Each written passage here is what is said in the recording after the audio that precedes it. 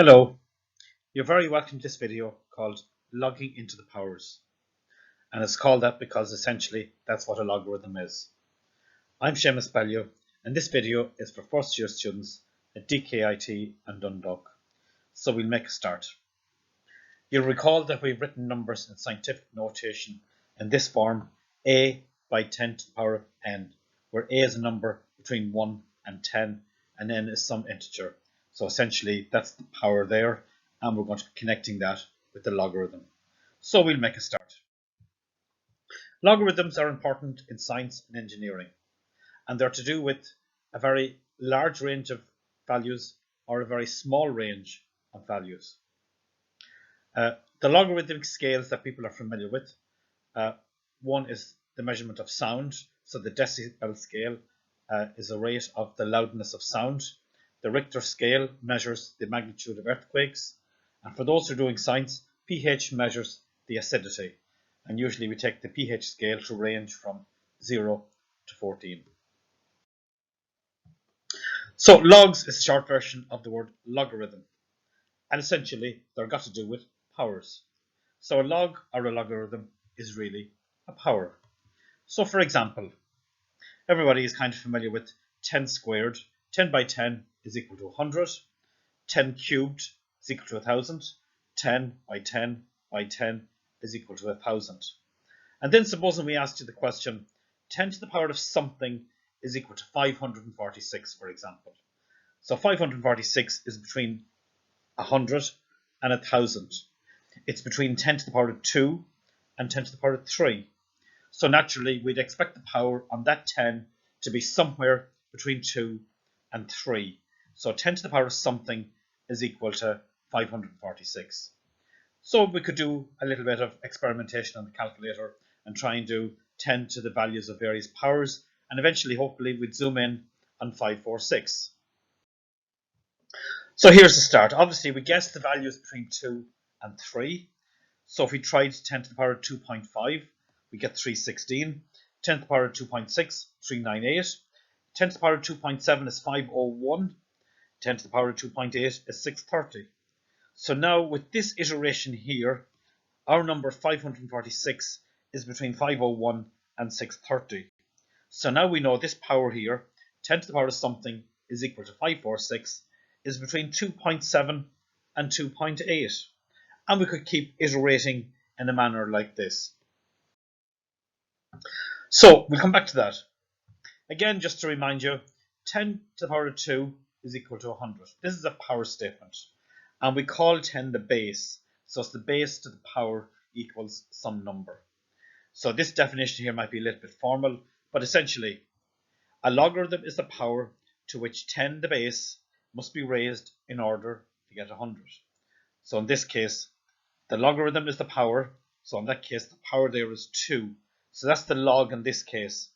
So the log is the power to which 10 must be raised in order to get 100. So essentially we're saying the log of 100 is equal to 2. So there's our logarithmic statement, and formally we can write it: log to the base 10 of 100 equals 2. So your calculator will have a log button, and all you have to do is press the log button in the calculator. Log of 100 is equal to 2. And you know 2 is the correct answer because that was the power. And we said a logarithm is the power to which 10 must be raised to get the 100.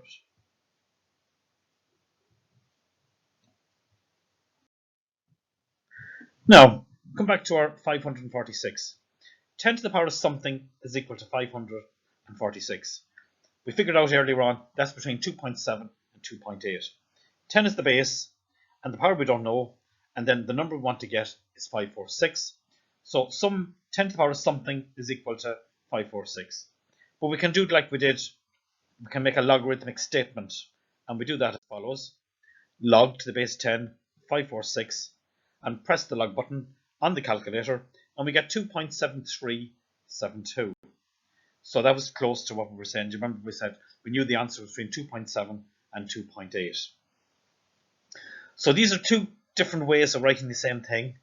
We were looking for 10 to the power of something equals 546, but using the log button, log of 546 is equal to 2.7372. So that's the power, and now you can just go back and replace the power in that 10, and we know that 10 to the power of 2.7372 is equal to 546. And you could test your answer back on the calculator by doing 10 to the power of 2.73. So again, just iterating, 10 to the power of 2.7372 is 546. So the log is the power to which the 10 is raised, that's the base. So 10 to the power of 2.7372 is 546. We call 10 the base, as we mentioned, and that would be written then as log to the base 10 of 546. And sometimes you don't need to write the bracket if you don't want. Log to the base 10 of 546 is 2.7372. So the log button on the calculator is already assigned to be base 10. So when we're doing base 10, we don't need to write base 10.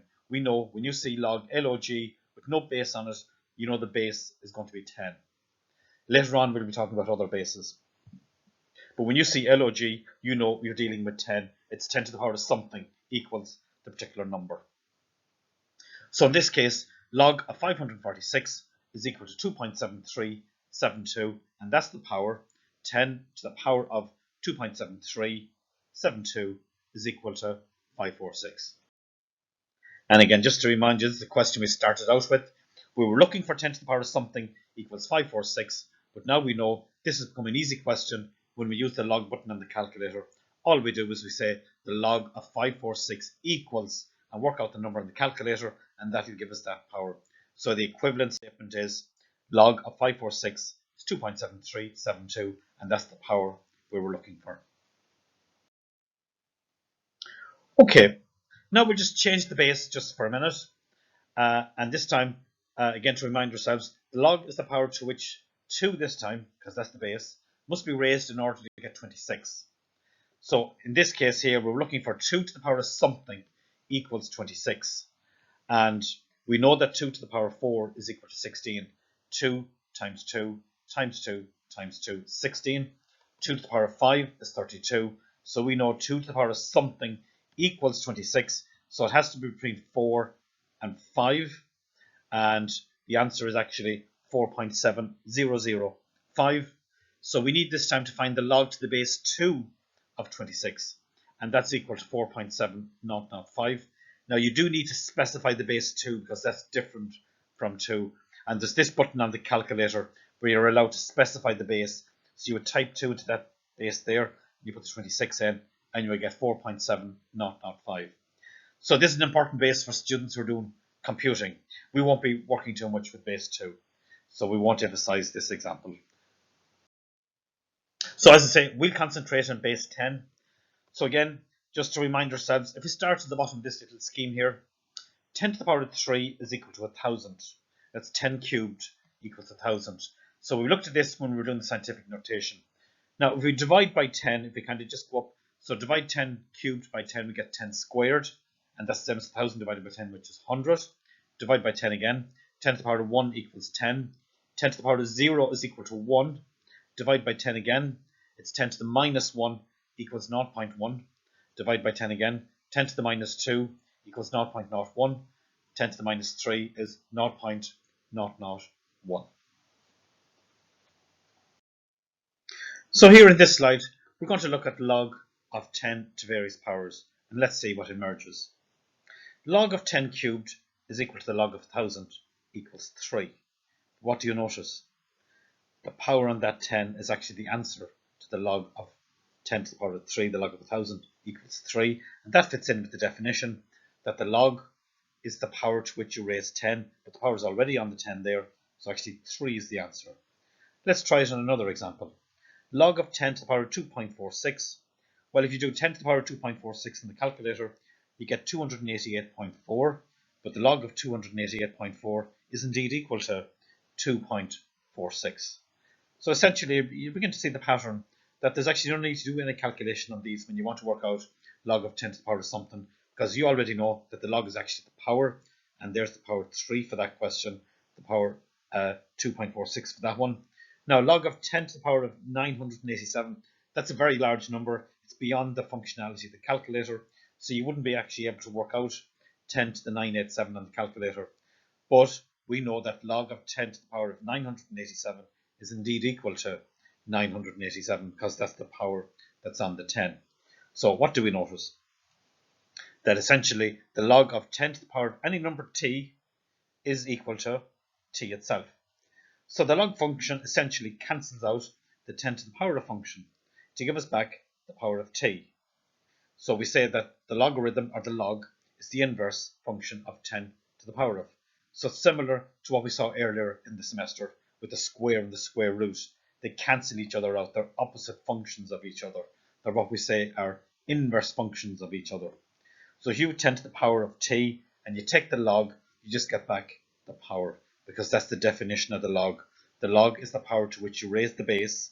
So the base here in this case is 10, and that's 10 to the power of t, and that's the power there. So the log of 10 to the power of t is equal to t.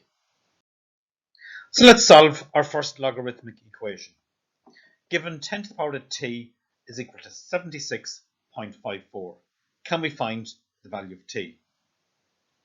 Well, we'll do the same thing to both sides of the equation. We'll take the log of both sides. And we already know that the log of 10 to the power of t is equal to t. So that's why we do this. The log function will cancel out the 10 to the power of function. So we'll end up getting t on the left-hand side. So t is equal to the log of 76.54, and then work that out in the calculator, and we get that t is equal to 1.8838. And we know that 10 to the power of 2 is equal to 100, 10 to the power of 1 is equal to 10, so that t value is between 1 and 2, which indeed it is. So we know that's a correct answer. So here's another logarithmic equation. The power looks a wee bit different this time. 10 to the power of 3t minus 4 is 65.86. Again, we take the log of both sides of the equation. The log will cancel out the 10 to the power of, giving us back the power of, in this case, 3t minus 4. So 3t minus 4 equals the log of 65.86. Working that out in the calculator, we get that to be equal to 1.82. So 3t is equal to 1.82 plus 4, which is 5.82, and then divide across by 3. T equals 1.94. So here's a practical application. Supposing we have the temperature of a hot rod. A hot rod is placed under running water, and its temperature is given by this little formula here, where T equals 70 by 10 to the power of minus 0.2 T, where T is the time in minutes and the temperature T is in degrees Celsius. So 4 parts to the question, and we'll do them individually now. Part A, what's the initial temperature of the hot rod? So we'll just be letting T be equal to 0. What's the temperature of the rod after 3.4 minutes? So again, the time, small t, 3.4, we substitute 3.4 in there. And then supposing you could hold the rod when its temperature is 10.5 degrees Celsius. How long will it take for the rod to cool down to that temperature?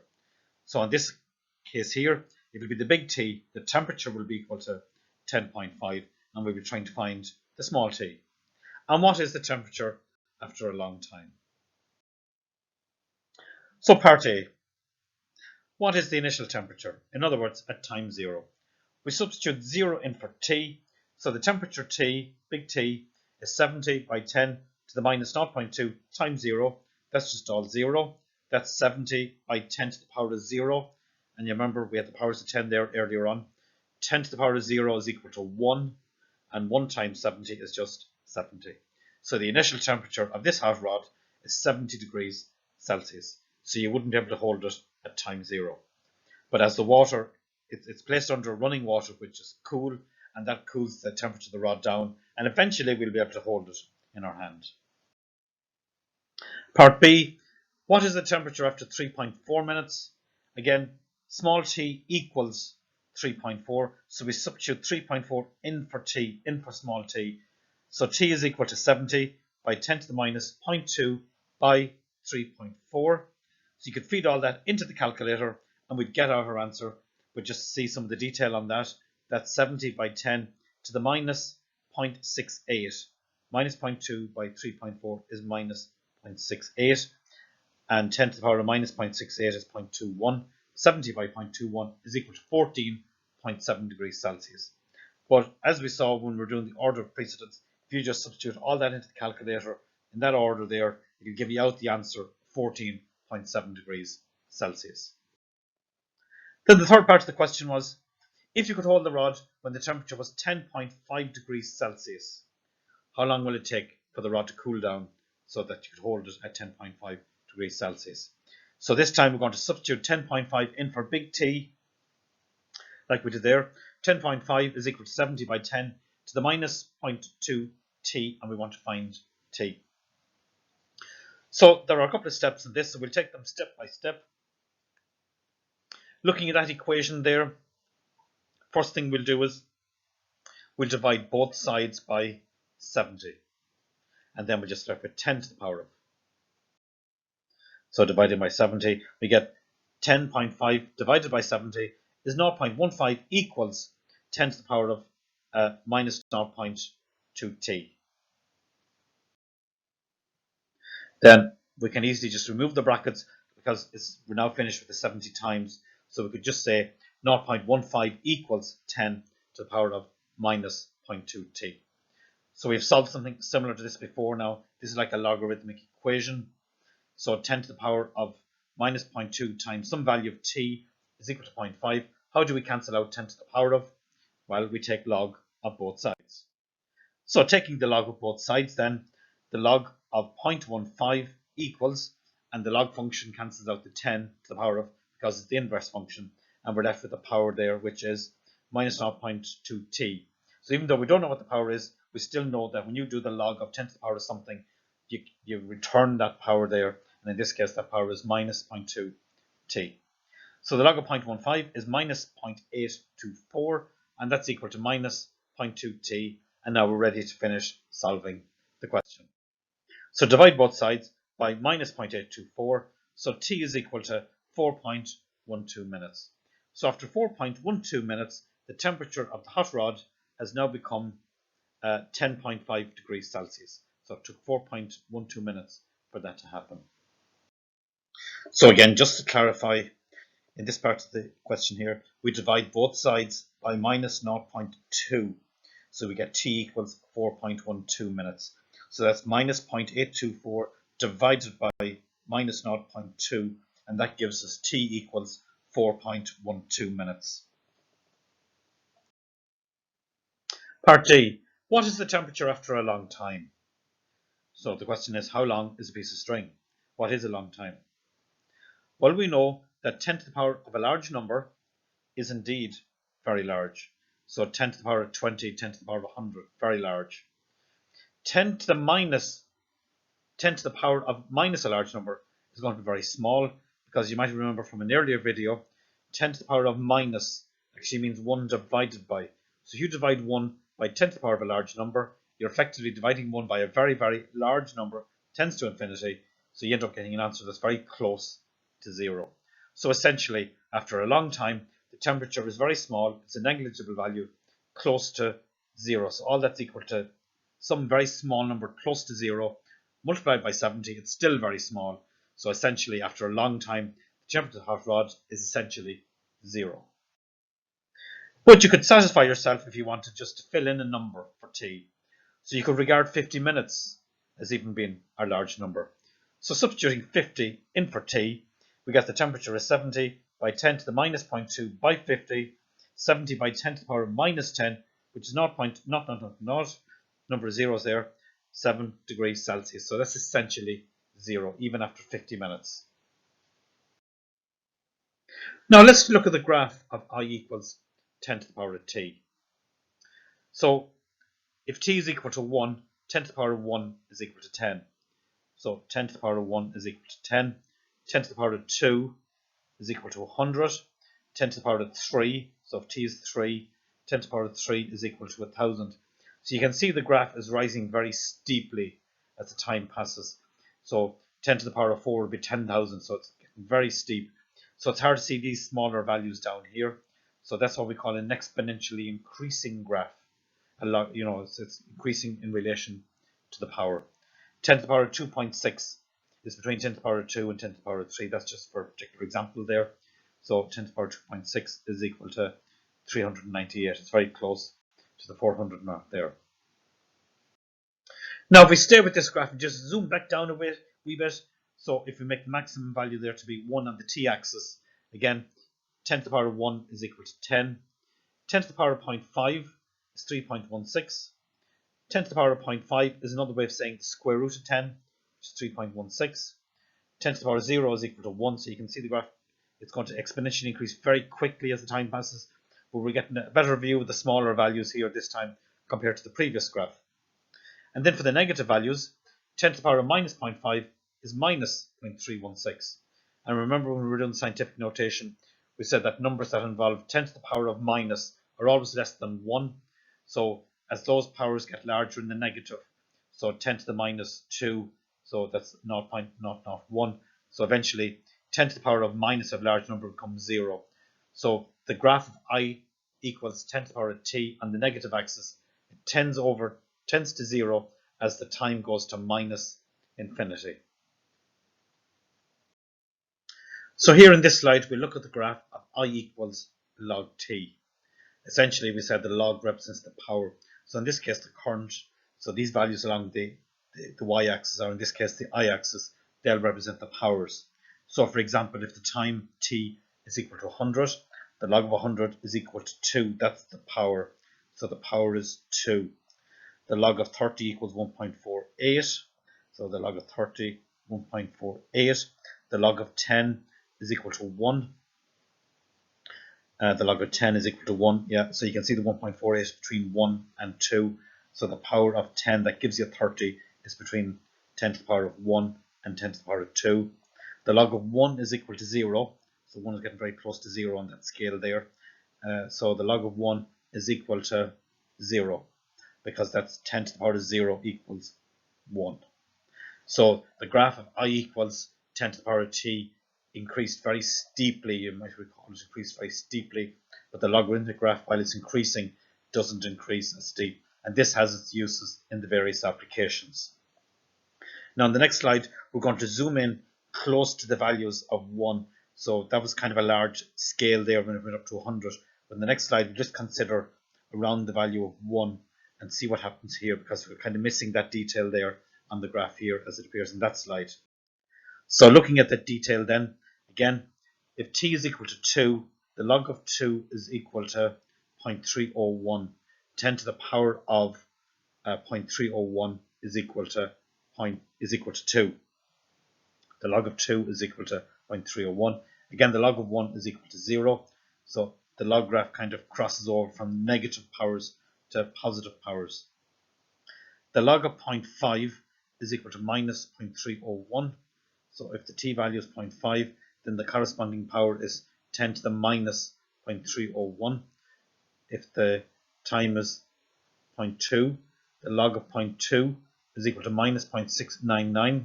So again, that corresponds to the power on the 10, the power on the base. So 10 to the power of minus 0.699 is equal to 0.2. So the logarithmic graph, so as the values get smaller and smaller and smaller, it gets more and more negative on the power axis, on the I-axis. So a log. Okay, so we move on then to the next slide, and here we're going to compare the graph of I equals 10 to the power of t and I equals the log of t. So here we have the graph I equals 10 to the power of t that we saw earlier on.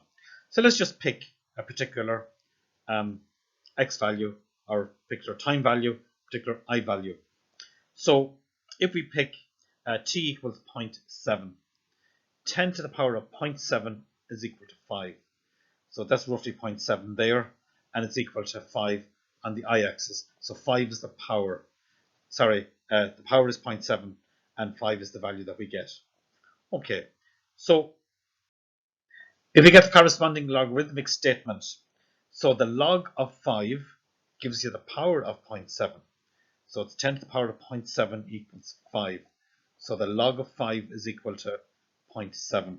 So we're going to see that now on the corresponding log graph. So let's look at this on the log graph. So do you remember the log graph had this shape here earlier on?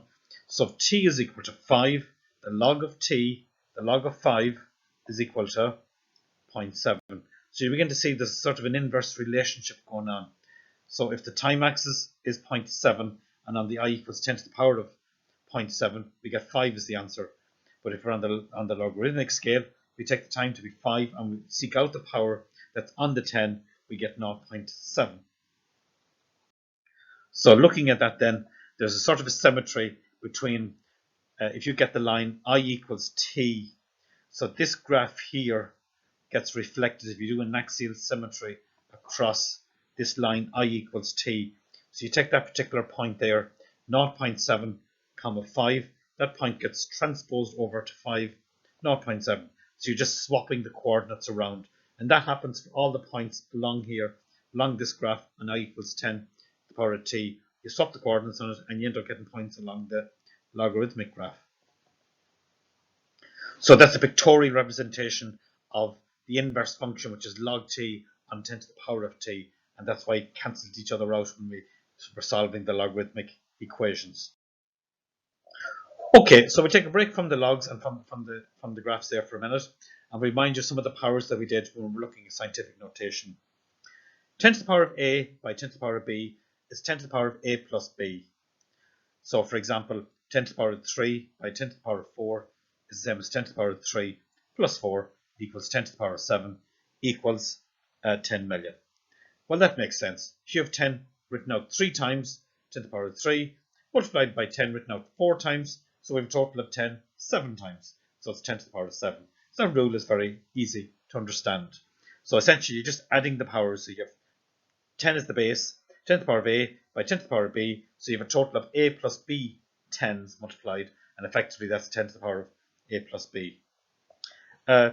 Likewise in division, 10 to the power of 4 divided by 10 to the power of 9 equals 10 to the power of 4 minus 9 equals 10 to the minus 5, which is 0.000001. So again, effectively we have here, you're multiplying by 10 4 times and dividing by 10 9 times. So the net effect is that we divide by 10 5 times. And again, just summarizing that rule in the division, 10 to the 4 divided by 10 to the 9 equals 10 to the power of 4 minus 9 equals 10 to the minus 5. So 10 to the power of a divided by 10 to the b is equal to 10 to the a minus b. So effectively, you have 10 multiplied by itself a times, and you divide by 10 multiplied by itself b times. That's why it's a minus b. Now, this is one that we're going to come across later on in the applications. What would happen if we have 10 to the minus 4 divided by 10 to the minus 12? Well, just be careful with your signs. Remember the basic rule, 10 to the power of a divided by 10 to the b is 10 to the a minus b. Or effectively, when you bring that 10 up, it becomes 10 to the power of minus b. So really what's going to happen here is, it'll be 10 to the minus 4 minus by minus 12. So that becomes 10 to the minus 4 plus 12 equals 10 to the power of 8. And then here's a further application that we could have.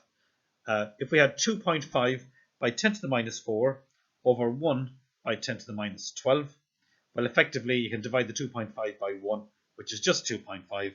And again, 10 to the minus 4 divided by 10 to the minus 2 is 10 to the power of plus 8. It's minus 4 minus by minus 12.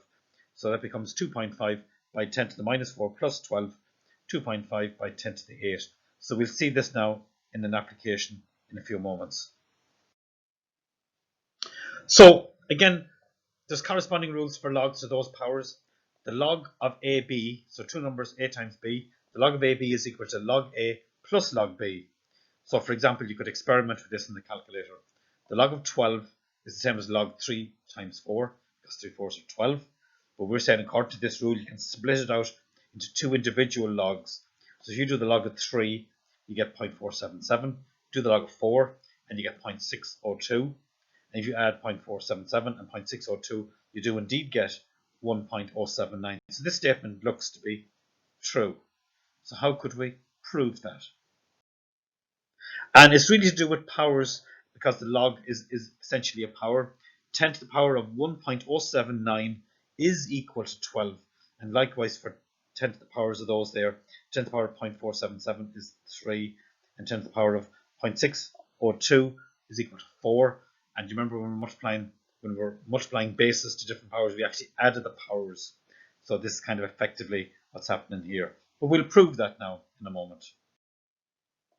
So, prove that the log of AB is equal to the log of the number A plus the log of the number B.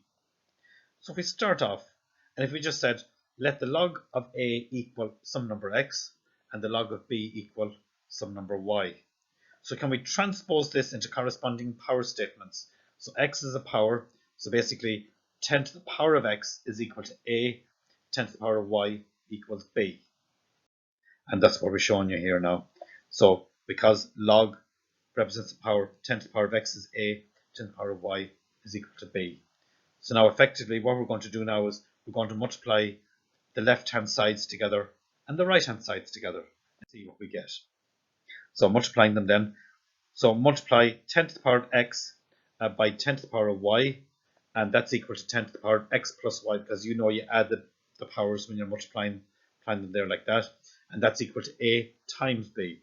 So 10 to the power of x plus y equals AB. Now, if we take the log of both sides, so the log of 10 to the power of something, that just gives us back the power. So x plus y is equal to the log of AB.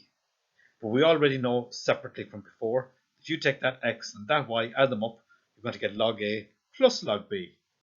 So look what happens. X plus y is the log A plus log B, and we've just shown earlier on, x plus y is the log of AB, so therefore that log of AB is equal to the log of A plus the log of B. So we've kind of proved our statement. So just to follow an application on the log of AB, log AB equals log A plus log B, or you can alternatively write AB, that means just A multiplied by B, equals log A plus log B. So for example, the log of 2.5 times 10 to the power of 8, so 2.5 corresponds to A, 10 to the power of 8 corresponds to B, so that's equal to log A, log 2.5, plus log B, plus log of 10 to the power of 8. The log of 2.5 is 0.398, and the log of 10 to the power of 8, because 8 is the power, that's the log of 10 to the power of 8, so it's 8 plus 0.398. Likewise, the log of A divided by B is log A minus log B. So looking at sound and decibels, so the sound source, a pen dropping, corresponds to about 10 decibels, rustling leaves 20, a whisper 30, a babbling brook or a quiet library 40, and so on. There are various, so as the sound becomes louder or less tolerable to the human ear, the decibels increase. That's a logarithmic scale. A stadium crowd is 130 decibels. Then you're into, I suppose, sounds that are hard in the hearing. A jet engine at takeoff is 140 decibels. So sound is measured in a logarithmic scale using the unit decibel. And the decibel is defined as dB is equal to 10 log of I over I0, where I, capital I, is the sound intensity, the intensity of the sound measured in watts per square meter. And I0 is the threshold of audibility, and that's equal to 10 to the minus 12 watts per square meter. So this is a fixed constant, so I0 will be taken to be 10 to the minus 12 watts per square meter. So, for example, if the sound intensity I is equal to 0.00025 watts per square meter, and we know I0, the threshold of audibility, can we calculate the sound level on the decibel scale? So again, using the definition, the dB is 10 log of I over I0. So substituting in scientific form, that becomes 2.5 by 10 to the minus 4 over 1 by 10 to the minus 12. And we saw this before, 10 to the minus 4 divided by 10 to the minus 12, it's minus 4 minus minus 12, so it's minus 4 plus 12. So we end up with 2.5 by 10 to the power of 8. So the decibels is 10 log 2.5 by 10 to the power of 8. So again, looking at dB is 10 log 2.5 by 10 to the 8. We saw earlier on that the log of 2.5 by 10 to the 8, splitting it up using the two single logs, log 2.5 plus 10 to the 8 is equal to 0.398 plus 8. And these guys are going to get multiplied by 10 now subsequently in this calculation here. So as follows there, 10 times log 2.5 plus 10 times log of 10 to the power of 8. And that becomes 3.98, and rounded up it becomes 4, and 8 multiplied by 10 is 80. So the total dB is 84 dB for this question here. And again, this is just recalling log of 10 to the power of 8 is 8 log 10, or log of 10 to the power of a is a log 10. So that's another way of viewing the manipulation on log of 10 to the power of 8. Okay, example 2. A dishwasher has a sound rating of 70 decibels, while a vacuum cleaner is given as 80 decibels. What's the combined rating of both together? Again, we have the definition of the sound rating. Decibels equals 10 log of I over I0. I0 is the threshold of audibility, 10 to the minus 12 watts per square meter. So to add these two sound levels in decibels, we can't do 70 plus 80 because this is part of a logarithmic scale. So we have to go back and find the corresponding intensity for the dishwasher and for the vacuum cleaner. Then we add the two intensities and recalculate the decibels. So given that the decibel is 70 for the dishwasher, we substitute 70 into the decibels and we aim to find the intensity, the sound intensity for the dishwasher. So we call that ID. So 70 is 10 log ID over 10 to the minus 12 divided across by 10. So 70 is log of the sound intensity of the dishwasher divided by 10 to the minus 12. Taking 10 to the power of on both sides, that undoes the logarithmic function. So 10 to the power of 7 is the intensity of the dishwasher divided by 10 to the minus 12.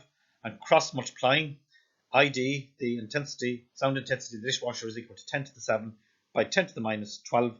And that's equal to 10 to the minus 5 watts per square meter.